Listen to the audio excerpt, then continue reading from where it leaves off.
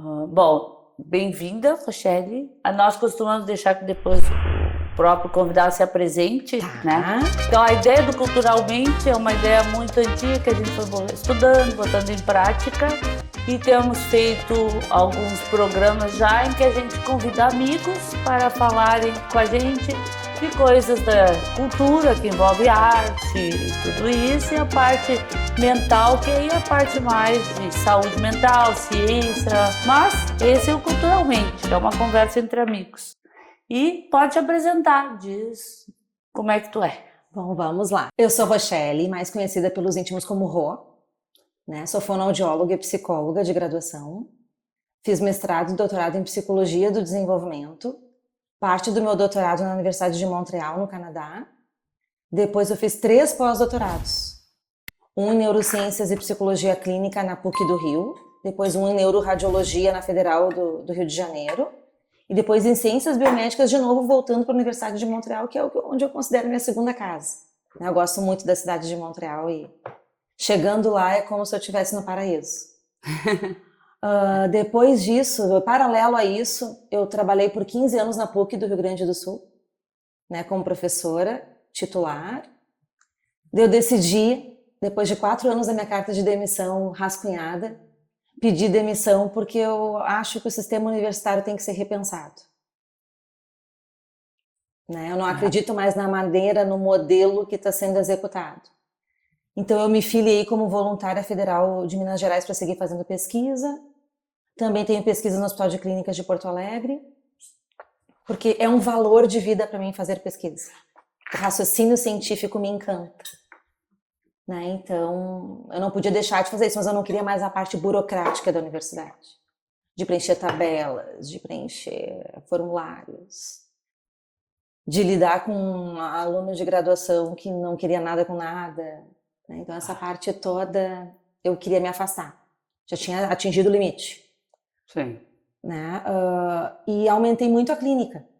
Então, hoje eu estou encantada com a clínica. Eu atendo 32 horários por semana. E nos outros turnos eu sou mãe.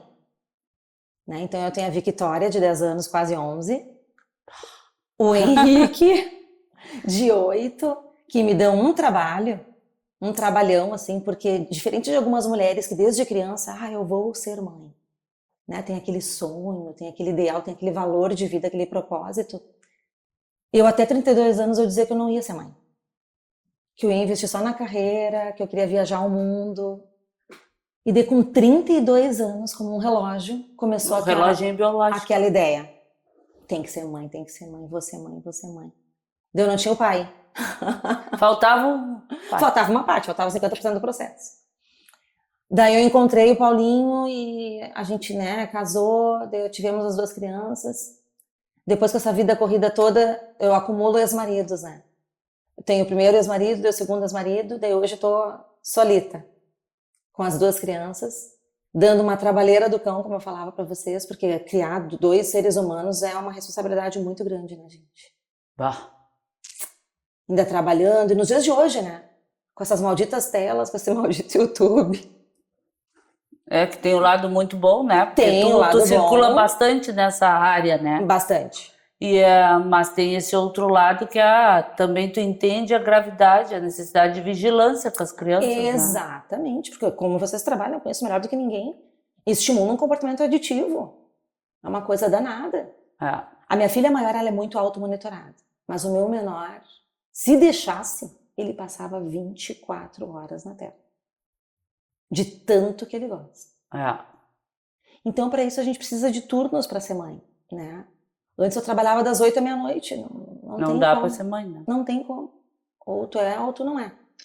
Sim, já que vai pegar essa carreira também, né? Tem que fazer bem feito, né? É uma carreira também, Carlinha, é isso mesmo.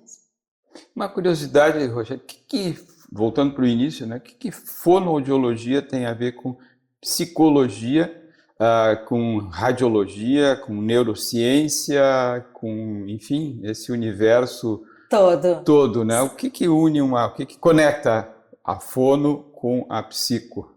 A fonoaudiologia, ela estuda várias áreas, Salgado. Então, ela estuda a linguagem, que é o principal ponto de conexão com a psicologia. né? Ela estuda a motricidade orofacial, a deglutição, né? Como que a gente fala, como que a gente respira, a audição, então a audiologia, a voz, né? Então, tudo isso é muito permeado pelo processamento das emoções. Então, vamos pensar. Eu tenho um quadro de ansiedade, vou ter bruxismo, a musculatura toda fica enrijecida. Pode prejudicar a deglutição, né? Pode estimular um transtorno da fluência, a antiga gagueira. Então, vários quadros fonoaudiológicos são interligados com quadros emocionais. Quer dizer, aquela frase, fiquei sem palavras. Fiquei sem palavras, ótimo, exatamente, exatamente. E a radiologia veio da necessidade de eu entender neuroimagem, por causa dos pacientes, né? As neurociências abraçam hoje todo um arcabouço da área da saúde, né? Fornecem modelos de raciocínio. Só que a gente não pode interpretar isso como excludente. Então, se eu sigo só as neurociências, eu não posso mais aproveitar conhecimento de outras áreas. Pelo contrário, eu acho que a gente cada vez mais tem que ter uma visão integrada da saúde, né? Do processamento mental. Então, a fonoaudiologia e a psicologia se conectam. Eu passei nas duas universidades ao mesmo tempo, né? A fonoaudiologia eu fiz na UBRA e a psicologia eu fiz na URGS. E passei ainda em Direito na PUC, em primeiro lugar, com bolsa integral naquela época, porque o pai queria que eu fosse advogada. Achava que eu ia morrer de fome como psicóloga, como fono. Então, quase que eu cursei Direito sem querer. Então, com o pai querendo. O pai querendo, o pai querendo. Seria um outro universo das palavras. Um outro universo do discurso, exatamente. Salvador. Aí englobaria mais uma coisinha, né? Tinha sentido. Imagina. E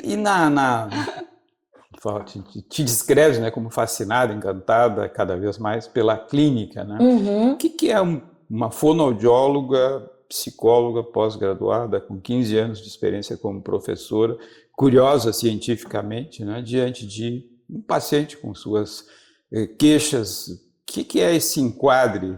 Como é que se dá essa... Eu fiquei curioso, né? Como é que se dá esse enquadre diante de um paciente ou de um grupo de pacientes? Excelente pergunta, Salgado. Que interessante a nossa conversa. Cada paciente traz uma história de vida. E eu sou encantada em fazer esse raciocínio investigativo. Eu sou uma avaliadora, eu não sou uma terapeuta, né? Então eu faço avaliação neuropsicológica. E a linguagem é o cerne do processamento cognitivo. A narrativa toda, né? A narrativa toda. A gente se comunica, a gente está se comunicando aqui usando linguagem o tempo todo.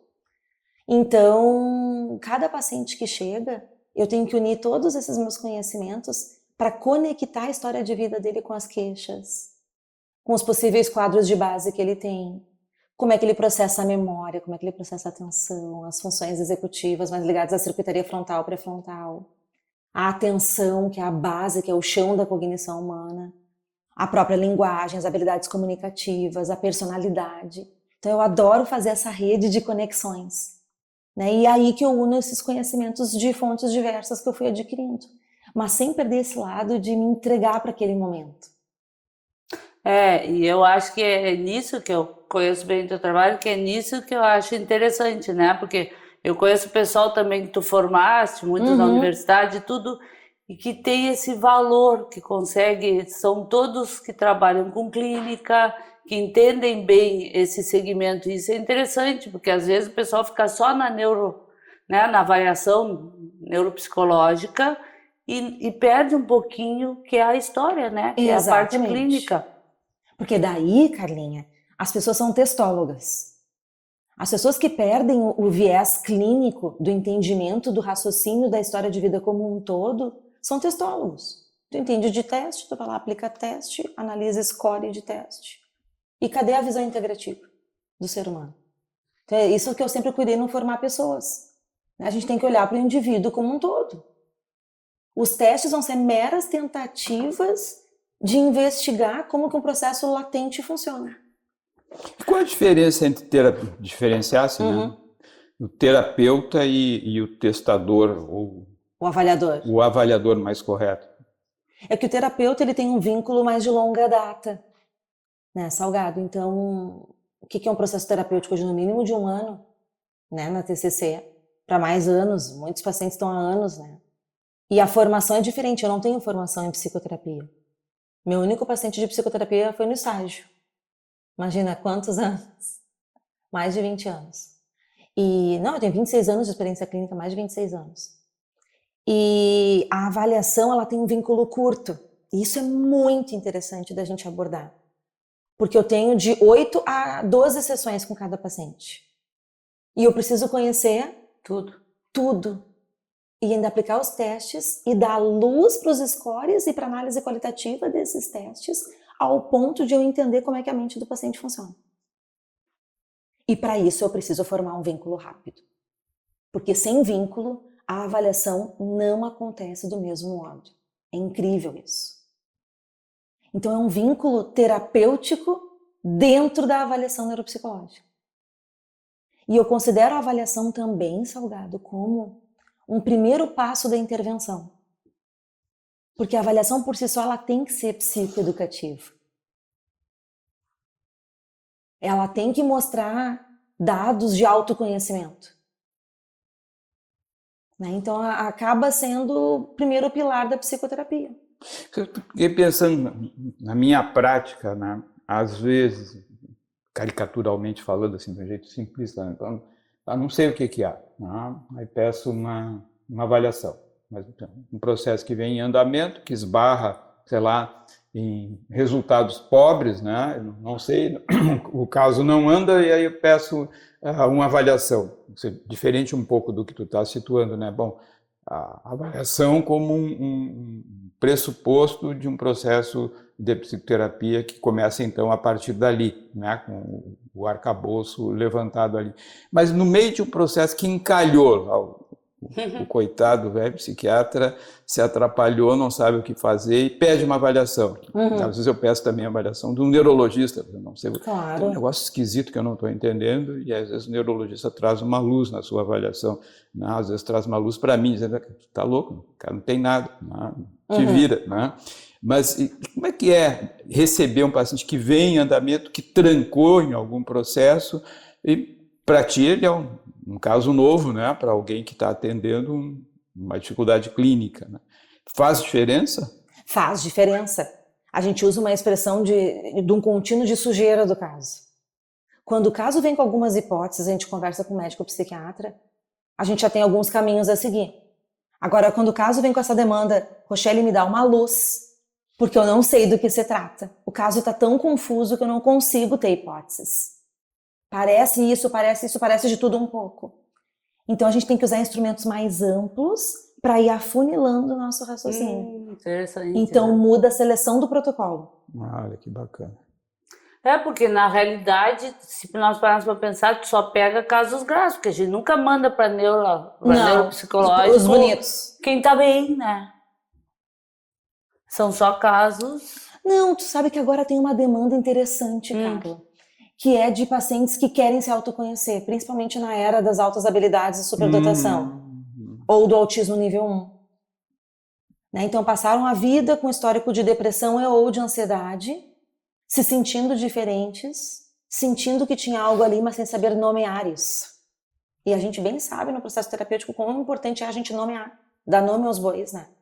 Então eles querem se conhecer, então às vezes não há uma gravidade acoplada no caso, mas sim uma necessidade de entender o que tem. E daí o psiquiatra acolhe isso e acaba encaminhando. Então hoje é a minha maior fonte de Ou encaminhamento. seja, essa popularização do conhecimento, né, que para alguns parece ser um problema, né, porque dá a sensação de que todo mundo é autista, por exemplo, ou todo mundo tem TDAH, ou todo mundo é bipolar, pode ser, do ponto de vista da população, um suscitador, um provocador de uma disposição maior de se autoconhecer, de se situar diante do que se é cada um. Com certeza, com certeza. Pode ser benigno. Pode ser benigno. O que me preocupa é a era TikTok e Instagram. Muitas pessoas influencers que às vezes nem têm aquele quadro, mas dizem que tem o quadro e transmitem informações equivocadas. Sim. Tem 2 artigos muito interessantes mostrando que mais de 50% dos vídeos do TikTok sobre TDAH e sobre autismo são equivocados. E tem mais de 500 milhões de visualizações. É caro ou coroa. Mas é uma coisa impressionante, né? Impressionante. Porque É uma indústria da desinformação que também está em Um pauta. desserviço, exatamente, desserviço. Salgado. Depurar isso é um desafio. não, e como lidar com isso, né? Por exemplo, eu fiz, quando eu era adolescente, eu fiz uma avaliação. Hoje eu não faria isso. Eu acho que eu teria medo de fazer, até tenho que fazer, mas teria medo de fazer. E agora, se eu fiquei mais burra do que eu era?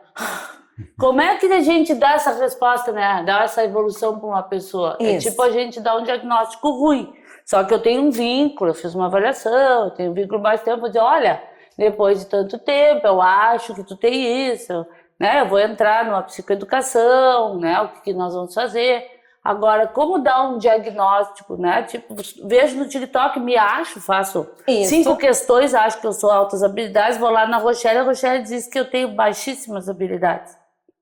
Daí as pessoas ficam brabas, ficam irritadas, desconfiam do processo avaliativo e de ti, né? Porque como assim que eu não tenho? Eu vim aqui tendo certeza, eu só queria o meu laudo. E às vezes um ganho de outra natureza. Exatamente, um ganho de outra natureza. Sim, porque agora o autismo e tudo tem as TDAH, vantagens que são necessárias para quem tem autismo, né? Isso. Mas tem muita gente querendo ser autista até para ter algumas vantagens. É o ganho secundário da doença, né? E como uma identificação com a comunidade de indivíduos autistas, né? Pertencer. De pertencer. Então eu não me enquadro em grupo algum, posso ter uma ansiedade social, uma fobia social, posso ser tímido, cadê as pessoas tímidas? Não existe mais timidez. Nós temos o traço de inversão da personalidade. Vou fazer um chazinho pra mim. Mas tu vês, Obrigada, é uma sucessão de coisas que caem na clínica, né? No teu momento clínico. Exatamente no meu momento clínico. Então, hoje, se vocês me perguntarem qual é a maior demanda da clínica, verificar se tem TEA ou não, e se tem altas habilidades para dotação ou não. É a maior demanda, das crianças aos idosos. E uma curiosidade ainda na mesma linha da clínica, né? Tu disseste, bom, é preciso ter um vínculo, ou seja, um ambiente mental compartilhado, emocional, para que a avaliação transcorra de forma exitosa, né? E como é que se desfaz o vínculo depois? Enfim, te encanta da pessoa, a pessoa se encanta de ti. Posso me tratar contigo? Acredita, né? Enfim, sente um clima favorável. Acho que não preciso falar mais que isso. E aí, como é que se desfaz isso? É dificílimo. Se tu perguntar hoje por que eu faço terapia como paciente, pela maternidade, né? E pelos vínculos que eu tenho que desfazer. Eu Que me não deixa apego de aos ser pacientes. maternidade também, né? Exatamente. Então, tu precisa ser uma pessoa afetiva para fazer esse processo, mas o ideal seria que tu fosse uma pessoa fria.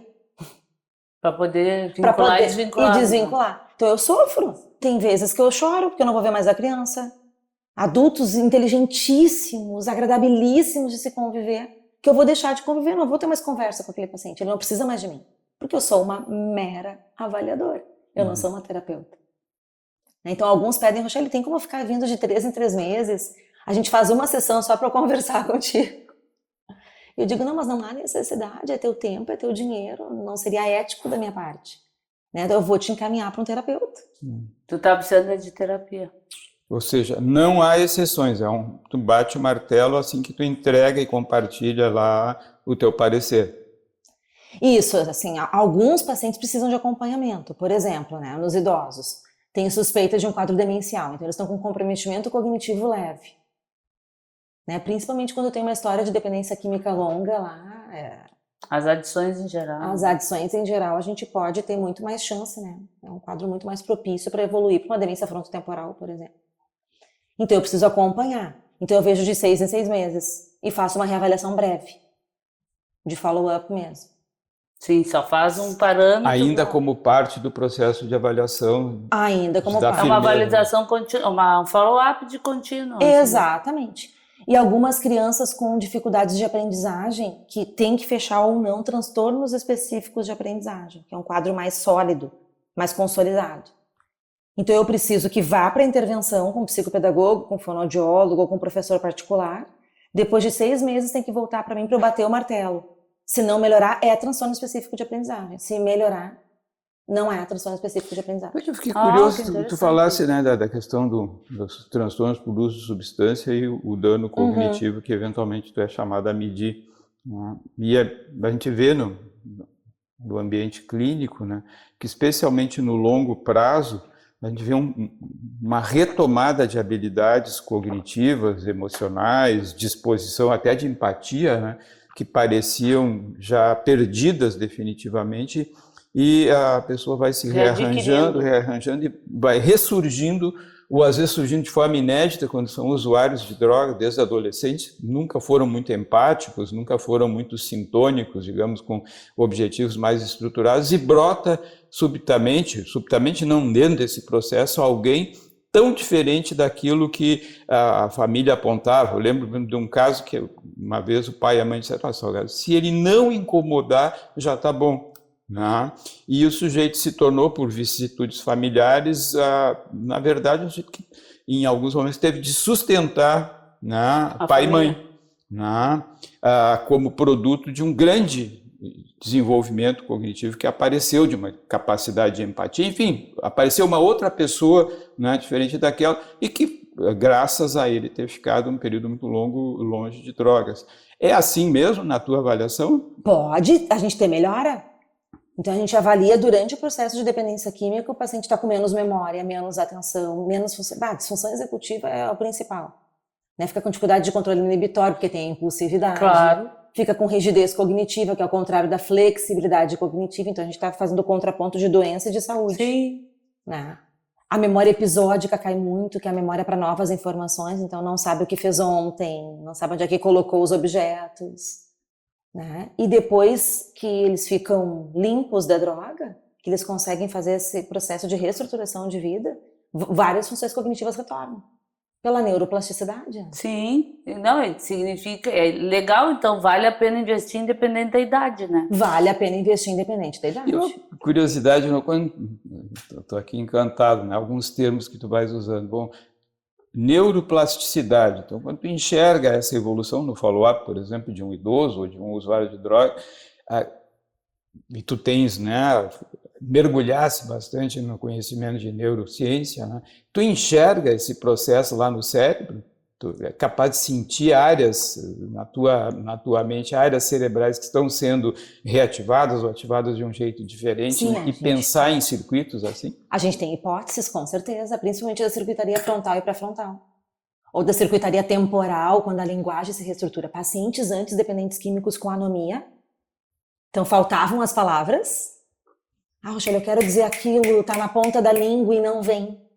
Né? E depois, com discurso eloquente, com vocabulário rebuscado, muitas vezes a inteligência aumenta. A inteligência cristalizada, que é muito mais sólida, menos suscetível a influências externas, ela aumenta. É uma coisa inacreditável. O que a substância química e algumas medicações podem fazer também. Mas aí tem uma pergunta interessante. Agora há pouco eu atendi um menino, nível 1, que com adição a telas, eu tenho certeza, clinicamente, ele estava funcionando com nível 2 ou 3. Por adição a telas. Com certeza, Carla, isso é possível. Isso é possível porque estimula a desregulação emocional. Exatamente. E aumenta as chances de comorbidades. Exatamente, e é impressionante, assim, então a gente fala e talvez conheçamos muito bem a parte com drogas, com álcool, e a gente está deixando muito a adição tecnológica. A tecnológica, porque o empobrecimento é impressionante. Inacreditável. Não, passar vendo aqueles shorts do YouTube, gente, ou os vídeos curtos do TikTok, tu estimula uma circuitaria atencional curta. O cérebro funciona por economia cognitiva. Então, se eu preciso prestar atenção por 12 a 20 segundos, por que eu vou prestar atenção por 2 horas? Por que eu vou me manter na conversa com vocês aqui por 1 hora? Se eu posso processar a informação de maneira mais curta e econômica, então minha atenção vai flutuar. Sim, tu disseste há pouco assim, lá no início da conversa, que a atenção era a base para toda essa parte cognitiva. É a base. Então nós estamos com algumas adições, tipo a tecnológica, tirando a base, o alicerce do resto da cognição. Puxa, maravilhoso. Impressionante isso, e se fala muito pouco ainda sobre curiosidade, tu percebe, que tu recebe pacientes de vários profissionais, Tu percebe no profissional também esse encurtamento da atenção, porque a tradição, né, em psicoterapia, especialmente por influência, né, dos métodos psicanalíticos, né, de ter uma sessão de tamanho definido e não poder mexer, né, esse sagrado, digamos, o setting de 50 minutos, 45 minutos, o tempo que for definido. E teve um sujeito que quebrou isso, né, foi Lacan, né, com o tempo lógico em que as intervenções dele podiam ser muito longas ou muito curtas, ou tipicamente muito curtas, né, com o objetivo lá, uma estratégia terapêutica de fazer um corte, né, no discurso do indivíduo e para provocar um tipo de emoção que pudesse ajudar a pessoa a mudar. Mas, esquecendo do Lacan, né, hoje tu enxerga através dos pacientes que te chegam, os terapeutas também com a capacidade de atenção limitada por esse fenômeno social? Não, Salgado, porque eu acabo atendendo pacientes que vêm de profissionais muito renomados, né? Muito entregues ao processo de avaliação, de clínica. Então são pessoas mais diferenciadas, que eu acho que se automonitoram para que isso não aconteça. Então eu nunca ouvi queixas dos meus pacientes sobre sessões Talvez mais curtas. os profissionais é que pudessem se queixar da dificuldade de sustentar a atenção nesse mesmo universo em que estão mergulhados. Exatamente. Porque, em off, antes que tu falasse, né, que de uma experiência recente, né, de regravar uma aula longa, uma atividade de ensino de 3 horas, quando o cotidiano hoje é de intervenções menores, né? Ou seja, todos estamos, né, tocados por essa pressa, digamos, por esse acelerar, por esse encurtamento, né, da disposição de atenção. E aí, falando pessoalmente, eu acho que a gente está diferente do que a gente era, né? Porque tem uma questão ambiental que propicia essa pressa, né? Não sei se dá para usar a palavra pressa, mas enfim, essa característica, né, Mais da nossa, papum, né? Da nossa cultura, imediatismo. Do imediatismo. Né? A resposta vem ou não vem, não veio, já estou indo. Né? Exatamente, já pulei para outra informação. E já estou em outra informação, que é a experiência, por exemplo, de navegar em internet propicia. Né? Que é aquilo de ficar passando os stories, né? Isso. Então, tu disseste, não, eu faço uma avaliação com número definido de sessões, não mais nem menos, é um protocolo, e depois tu esclarece, não, isso pode variar, por exemplo, um idoso eu faço um segmento para poder confirmar hipóteses, tá? Isso segue, digamos, segue um regramento técnico, pessoal, que tu desenvolvesse, como outros profissionais, né? Com o zelo de manter essa qualidade final, que é poder dar um retorno, né? Ou seja, eu fico pensando aqui, bom, desenvolver, por exemplo, um vínculo, requer tempo. Requer tempo. Não se faz, né? Assentou, estamos vinculados. Levantou, não estamos mais vinculados. É interessante essa que o Salgado está comentando, porque assim, imagina, eu vejo que eu tenho pacientes que chega assim, 30 minutos de sessão, o cara pagou a sessão inteira. Mas com 30 minutos, eu tenho um que é engraçado que ele já me diz, então. Eu já sei que ele está terminando a sessão, não sou eu que termino. É o então que termina a sessão. Como é isso para te manter alguém, às vezes por muito longo tempo? Eu tenho notado muito nas crianças e nos adolescentes, isso tem me assustado bastante, né? Uma desmotivação, às vezes uma amotivação a tarefas que duram mais do que alguns segundos, alguns minutos. Tem um teste que se chama TAVES 4, que foi Paulo Matos que desenvolveu. É um teste de atenção muito bom, é o melhor que a gente tem no mercado hoje, e vai de 6 a 17 anos.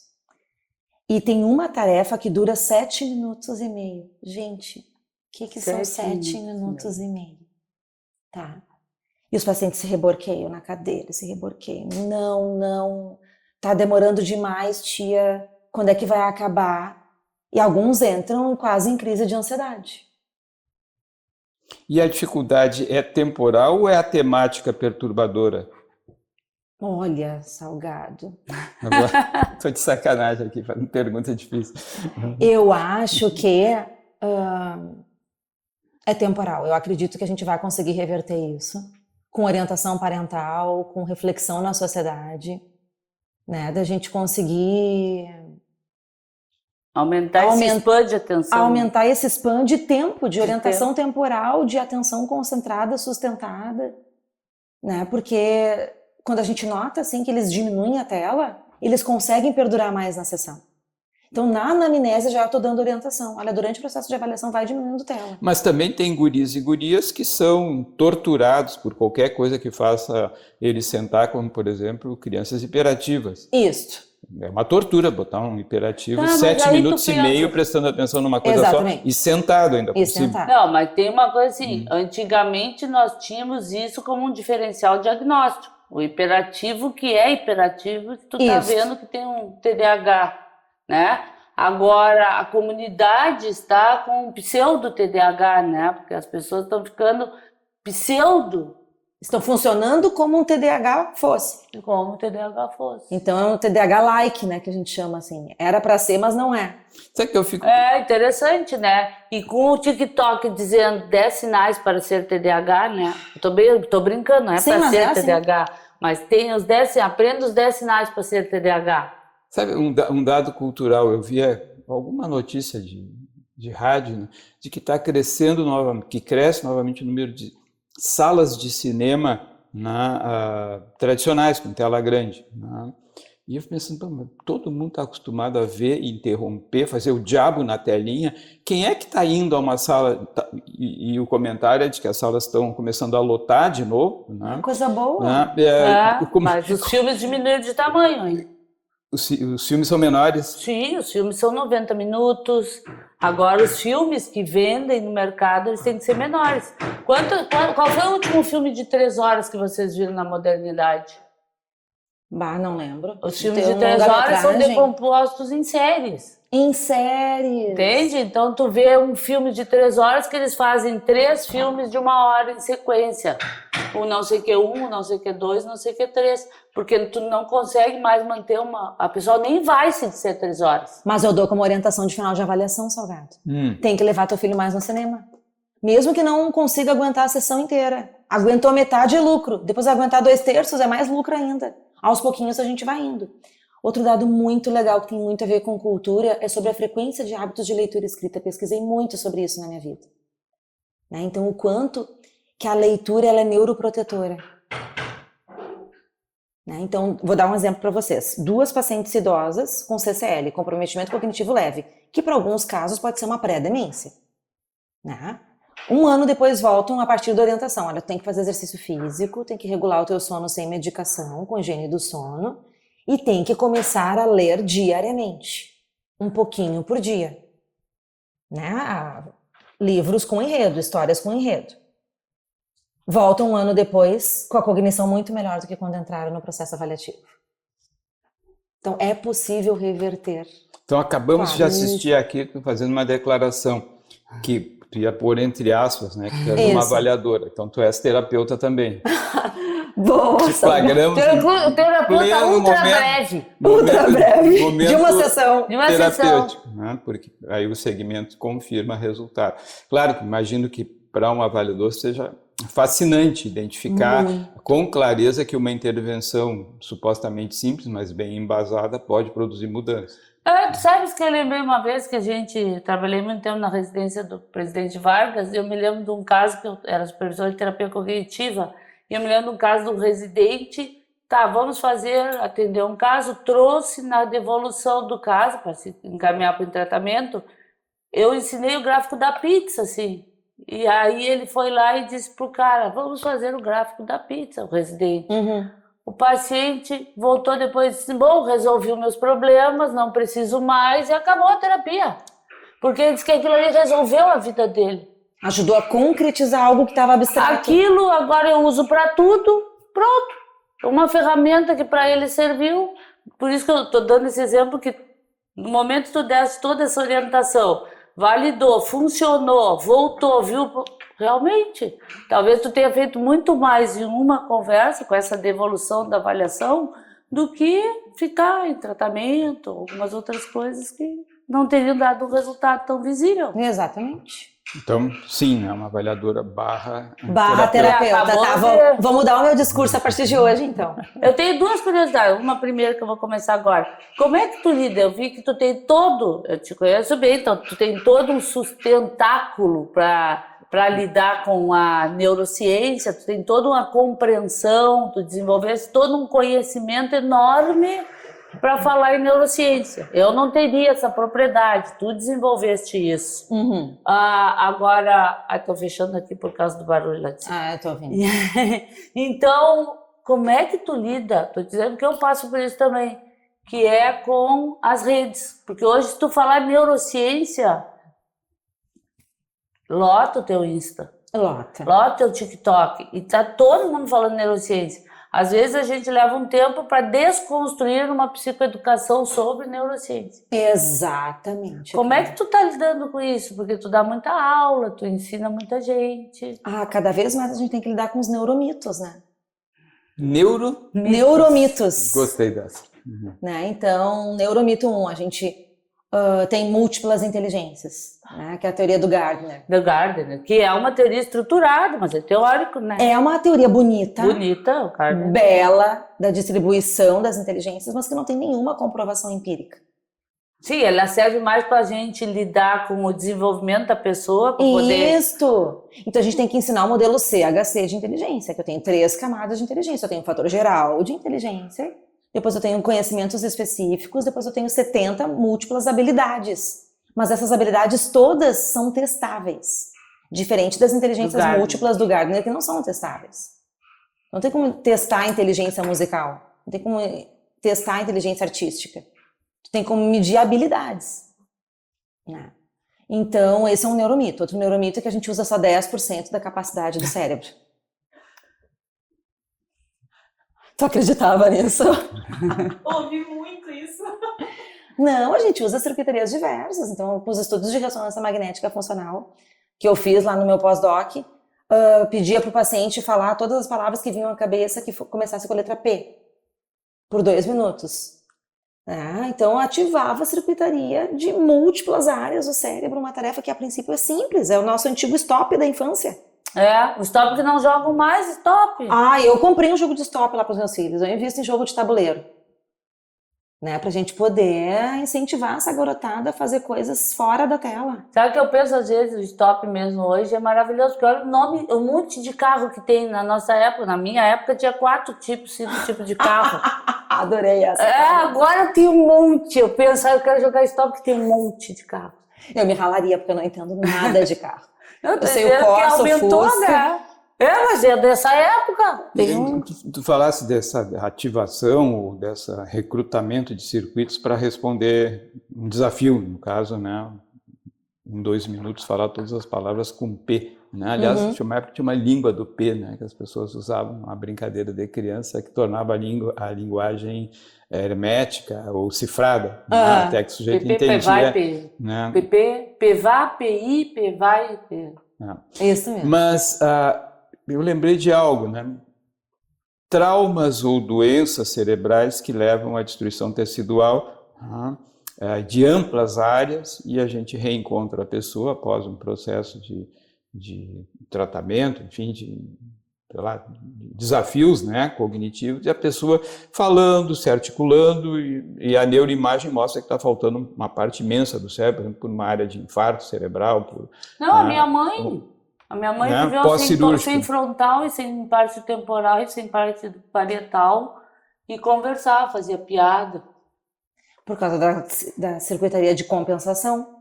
Nós temos os neurônios base, que são os neurônios que formam as sinapses principais, que são especialistas, têm uma especificidade modal para aquela habilidade da linguagem. Ao redor, nós temos neurônios semi-especialistas, que estão pré-prontos a assumir a função caso aquela área principal falhe. Então a gente vai lidando com essa reaproximação neuronal. E essa é uma característica do cérebro como um todo, com suas várias funções. Exatamente. Então um DQ, coisa que teve lesão, ou que teve necrosou alguma área, ele ainda pode usar toda essa Pode, tanto que a gente vê os pacientes melhorando. Evoluírem apesar dos danos. Evoluírem apesar. Como se vê um sujeito pós-AVC, especialmente se é estimulado adequadamente, e recuperar habilidades que haviam sido de imediato, no curto prazo, Com perdidas. certeza, ou com traumatismo crânioencefálico, né? Por Após exemplo. acidente automobilístico, por exemplo, que é muito comum nos dependentes químicos também. Também muito fazem as comum duas essa coisas. lesão. Né? Daí tem um conceito muito lindo, que eu acho que é um dos mais belos da neurociências, que é a reserva cognitiva e a reserva cerebral. Né? Então, o quanto que a gente investe em estimulação cognitiva no nosso cotidiano, e isso cria pneus step para quando os principais furarem, a gente conseguir que esses pneus step assumam a função. Então, o que está por trás, né, da reserva cognitiva? Escolarização. Então, quanto mais a gente estuda, mais reserva a gente tem. Nível de inteligência de base. Quanto mais inteligência a gente nasce com, mais reserva cognitiva a gente vai ter. Hábitos de leitura e de escrita. Então, se eu leio com uma frequência de pelo menos 3 vezes por semana e escrevo, também eu vou ter mais reserva cognitiva. Convivência social. Então, a interação social é algo muito importante. Por isso que terapia para autismo é muito importante. Para tu criar um repertório maior de habilidades sociais e de convivência social. Engajamento social. Então, a gente se engajar em causas. Por exemplo, o que a gente passou nas enchentes aqui do Rio Grande do Sul. Então, estimular essa parte toda de solidariedade, empatia. Empatia, exatamente. E aonde está situada a empatia no cérebro humano? Na verdade, nós temos uma circuitaria envolvida aí, né, Salgado? Que começa no frontal e vai para núcleos da base, pega a ínsula. Então, treinar empatia, tu tá exercitando uma circuitária enorme, incomodando o cérebro inteiro. Exatamente. Então, a minha provocação faz sentido. Então, empatia é algo cerebral. É algo cerebral. Não é da alma da pessoa, do espírito, treinável. não é de algo transcendente, é cerebral, é uma habilidade cerebral. Tem gente que não tem. Tem gente que não tem. E nunca terá. E nunca terá. Poderá fazer um simulacro por treinamento. Por exemplo, digamos. né, transtorno de personalidade antissocial. Algumas pessoas com transtorno de personalidade narcisista têm menos empatia. E a propósito, vai ver, não está no teu rol de experiência, mas talvez esteja. Sujeito antissocial, né, por um azar, né, ou uma sorte do ponto de vista da sociedade, ele é detectado, sofre um julgamento, passa por um processo, se envolve lá dentro do ambiente carcerário numa prática religiosa, né, desenvolve, né, uma habilidade, se torna lá um líder religioso e passa a tratar as pessoas à sua volta com consideração e, ao menos aparentemente, demonstrando empatia, né, diante dos seus iguais. Isso é empatia ou é outra coisa que ele desenvolveu, já que ele, por natureza, não teria essa habilidade? Que interessantíssima pergunta. Eu acho que a gente tem 2 caminhos possíveis, Salgado. Um de ele ter desenvolvido empatia, né, por necessidade e por ganho terapêutico, porque a gente sabe que tem toda a área da psicologia, da religião. Sim. Né, o quanto que ela é restaurativa de saúde mental. Né? Ou ele treinou por desejabilidade social mínima o que a sociedade espera dele e ele vai friamente, por razão, agir dessa forma. E às vezes fica contido, né? Fica contido. Tem um ganho em crescer dentro da religião, por exemplo, mas não cresce vou no crime. O nome do criminoso, até porque eu não tenho certeza, mas um grande criminoso, líder de facção, que se tornou recentemente pastor. Oh, God! Oh, God, né? Pode ser negócio, mais um negócio na vida dele, eu fiquei imaginando. Né? Ou o sujeito premido pelas circunstâncias de ser, né, tá no cárcere, provavelmente pelo resto da sua vida, desenvolveu essa linha de intervenção consigo mesmo e com o seu entorno, potencialmente mudando de atitude. Né?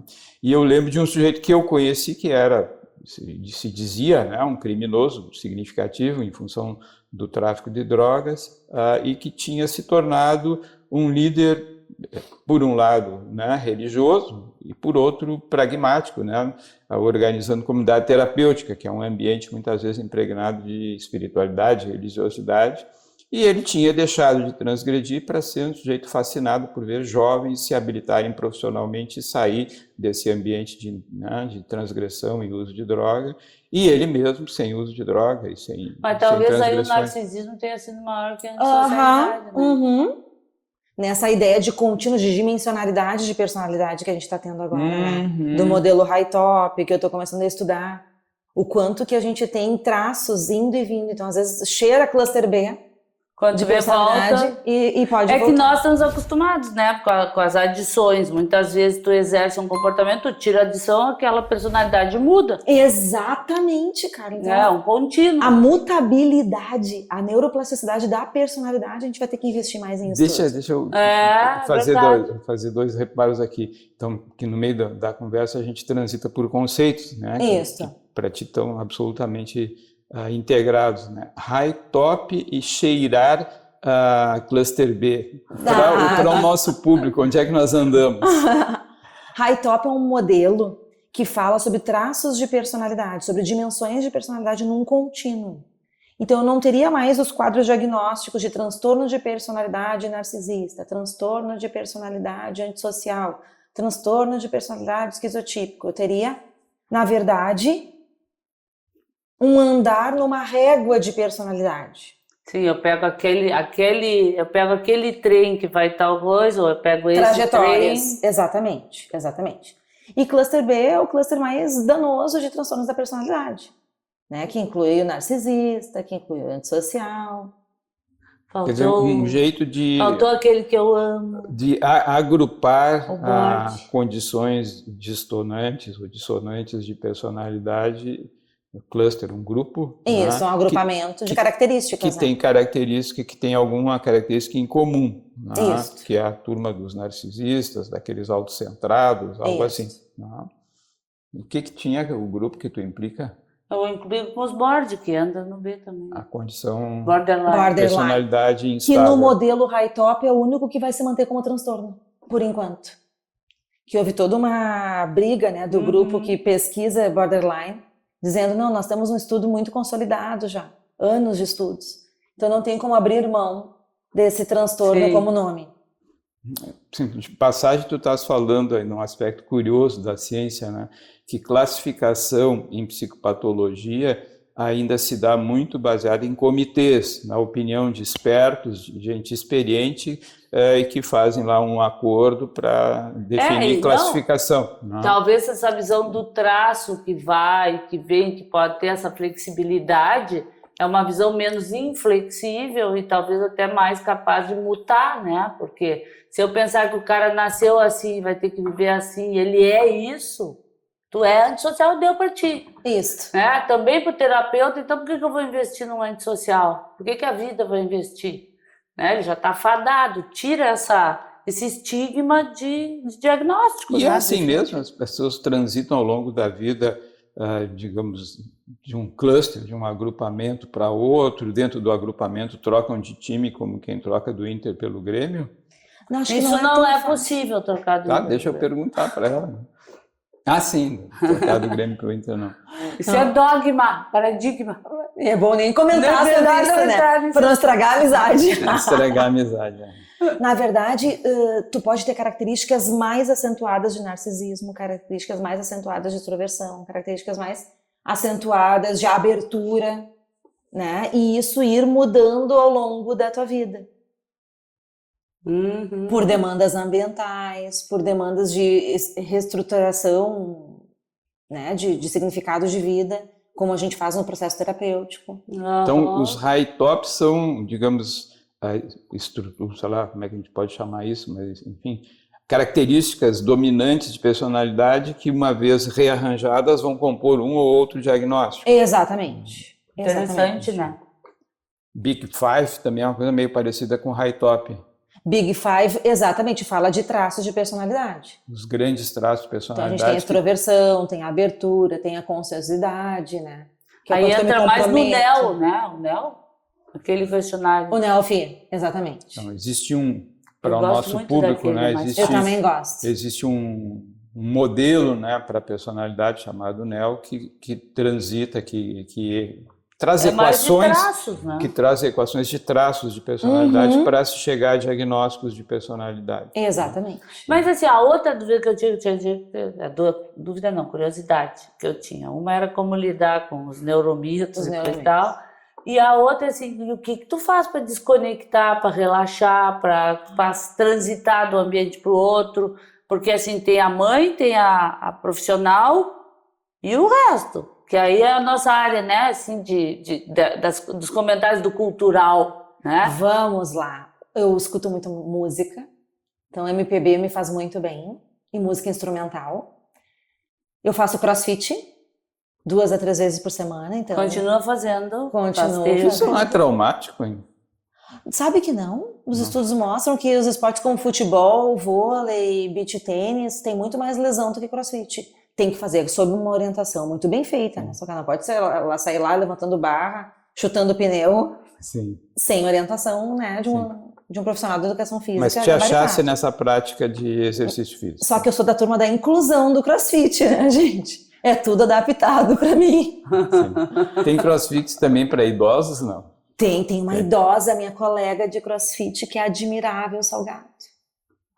Ela faz os exercícios assim de uma maneira muito bela, com uma postura muito adequada, com força, né? Então, todo mundo lá tá levantando 50 quilos, eu tô levantando 5 quilos. Tá ótimo. Exatamente. Eu comecei com cabinho de vassoura. Muito bom. Né? Porque eu tenho lesão nos ombros, que eu já tinha antes do CrossFit. Não sou uma pessoa muito forte, né? Não quero sair com dor. Então, eles adaptam pra mim.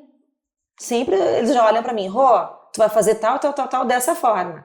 O pessoal corre 4 quilômetros, eu corro 2. Então eu sou da turma da inclusão do CrossFit. Sim. E mesmo assim tô tendo um ganho considerável.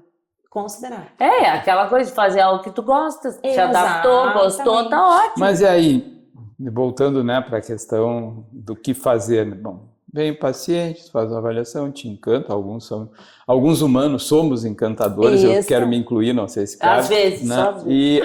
E aí chega uma hora que tu tem que dizer, olha, tchau, encerrou o processo, não vai ter a consulta daqui a 3 meses ou coisa que vai, acabou, né, cumprimos nossa tarefa, às vezes tu te emociona com isso, já disseste, né, coisa pessoal, delicada, e aí como é que tu faz para cicatrizar esse sofrimento momentâneo, profissionalmente, digamos assim, A terapia. até me parece isso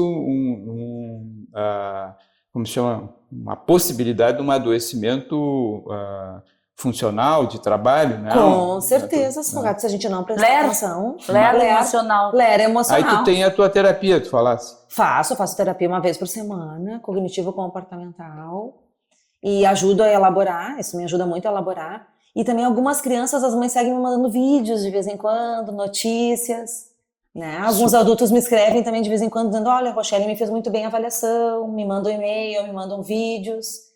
Então eu acabo tendo notícias de alguns pacientes. Suaviza essa perda. Como é bom isso, né? Eu também gosto muito de saber o futuro dos pacientes. O que houve contigo, né? Tu interrompeu, ela estava contando das coisas que ela faz Foi a música, foi o CrossFit. E leitura, né, gente? Eu amo ler e amo ir pra praia, botar o pé. Então, saindo aqui dessa conversa super prazerosa com vocês, eu vou pra praia com as crianças, com o pai e com a mãe. Botar o pé na areia, que isso me faz muito bem, escutar o barulho do mar. Relaxar, né, numa sociedade mais calma, numa cidade mais calma. Então, isso ajuda bastante. Muito. E viajar. Querem me ver feliz, é me botar no avião para viajar. Pode ser Montreal. Pode ser Montreal. Montreal também tem trabalho, tem outras coisas. Tem, mas eu tenho muitos amigos, vínculos muito sólidos que eu fiz lá. Mas assim, mas eu acho interessante, né, dessa conversa toda, que olha a amplitude de coisas que a vida da gente consegue fazer, né? Então, com certeza. Tu consegues ter os teus momentos familiares, os teus momentos de relaxamento, consegue ter prazer na vida, tu te divertes, tu trabalha muito, trabalhas no que gosta, que é um modelo também, né? Modelo para outras pessoas, porque às vezes, mas não dá para fazer tudo isso. Não dá tempo. As pessoas me perguntam, Rochelle, como é que tu consegue fazer tudo? Eu sou uma pessoa com uma velocidade mais acelerada de processamento. Né? Sou neta de catarinense, que é mais rapidinho. E isso é uma coisa individual. Se queres, não queres disso. Exatamente, eu amo essa frase, Salgado, eu escutei a vida inteira da minha avó. Exatamente isso. Então, óbvio que daí cabe mais coisas na minha vida. E eu também abusei, né, gente, da pouca quantidade de sono durante 20 anos da minha vida, né? Eu dormi por 4 a 6 horas por noite. Não dormes mais? Agora eu durmo 8, 9. Tá, me ensina, porque Tô eu quase ainda que não nem a consigo. Xuxa.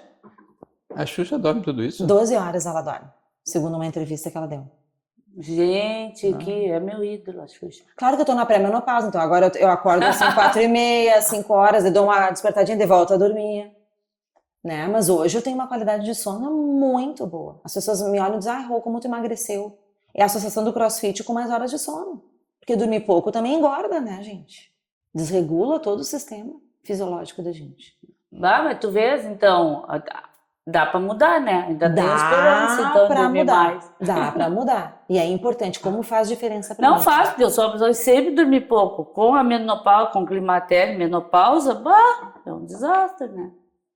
E os grandes planos da vida, quais são? Olha que pergunta, salgada. Música, praia, viagem, crianças vão virar adultos em algum momento. Maridos novos. Grandes planos da vida. Tecnologia, enfim. Quais são os grandes planos da vida? Montreal. Viajar mais. Viajar mais. Por lazer, não só por trabalho. Hoje as minhas viagens são predominantemente de trabalho. Uma por ano só que eu consigo fazer de lazer. Eu quero aumentar essas viagens. Então, a cada 3 meses, fazer uma viagem de 1 semana. Essa é a minha meta. Mas, E a clínica nos permite isso. sim, claro. E uma leitura de lazer. Tu não deixou ela terminar. Achei que ela tinha terminado, perdão. Não, deixa eu pensar onde é que eu tava. Tu estavas viajando. Tava viajando. Encontrar um novo amor, também tá nos meus planos. Legal. Sair mais com as amigas, que eu tenho muitas amigas, eu tenho uma rede ampla de amigos, e é difícil nutrir todas as amizades com encontros presenciais. Então são coisas, são pratinhos que eu quero equilibrar melhor.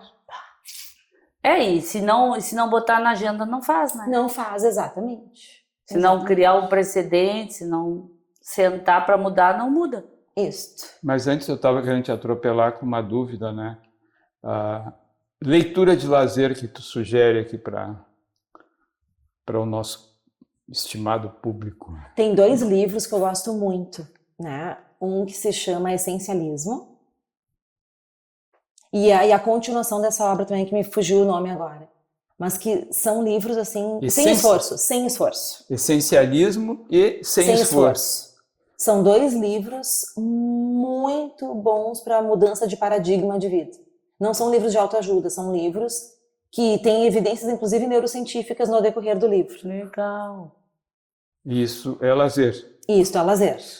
Mas eu também gosto de ler todos Bridgerton, né? Ah, tu gosta de Amo Bridgerton? de Bridgerton. Amo.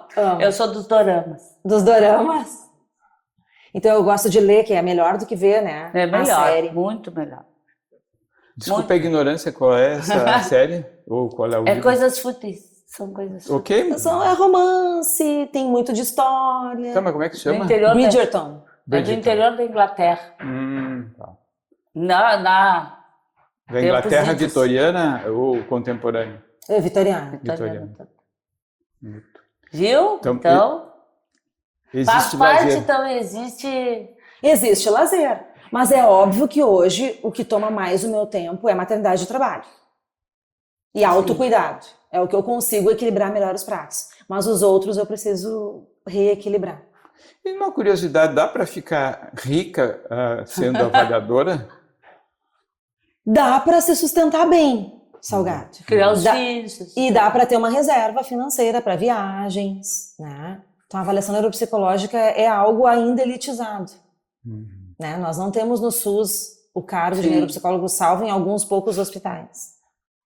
Que Dentro pena, das- né? Porque é muita gente perdendo essa... Muita gente perdendo. E onde é que a gente tem? A gente tem nos centros de pesquisa, né? Avaliação gratuita, como a gente está tendo lá no Clínicas para Adultos, com altas habilidades de superdotação e TEA nível 1, Ah, porque, claro, aí aproveita, já entra numa na pesquisa. E tu acredita naquela máxima de que o aluno supera o mestre?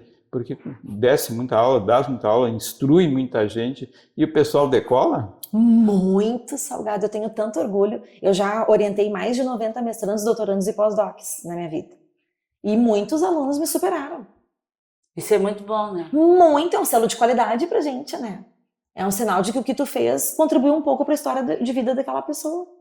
Impressionante. Mas eu acho que também isso tem um pouquinho daquele orgulho da maternagem, né? Ai. A maternagem saudável, porque a mãe da gente que é saudável, ela quer que tu sejas o máximo muito maior do que ela, né? Exatamente, exatamente. Tu quer ver o filho decolando, né, voando. Então hoje eu vejo meus ex-alunos dando palestras em eventos e eu morro de orgulho, sabe, Salgado? Daquela sensação assim, de meus filhotes científicos venceram. Viu? É, maternagem também. Maternagem. Eu fui mãe antes de ser mãe biológica, não tenho dúvida disso. Com os meus alunos, eu sempre exercitei minha maternidade. E talvez isso tenha me dado vontade de ser mãe biológica. Exato, desmistificou um pouco a maternagem, Que né? se deu na faixa dos 30. 32, mais precisamente. Bom, mas então, né, Rochelle, muito obrigada, sabe que eu adoro conversar contigo e fiquei pensando quando tu falaste, né, eu sou muito sociável e tudo, mas a gente tem que se ver mais, né? Tem que Porque se ver eu não mais. te via. Exatamente, você vai tomar um café, Vai dizer bobagem. almoço, uma janta. Está te candidatando a subir um pouco na lista de amigas que ela precisa ver, é isso? Aumentar a lista das minhas também, porque eu tô eu aprendi muito hoje. Ah, coisa boa, gente, que foi legal a nossa conversa, era o objetivo, né? Fiquei muito feliz com o convite. Ai, que bom. Ai, quando tu me escreveu, eu disse, que legal, gente, eu admiro tanto vocês de longa data. Então, Muito obrigado por estar com a gente, muito obrigado por nos ensinar coisas novas. E acho que principalmente é o modelo, dá pra gente fazer diferente. Dá Pra pra mim, fazer. isso é muito importante. dá pra fazer Né? diferente. Porque eu ainda durmo pouco, eu ainda cuido um pouco da minha saúde mental. Legal.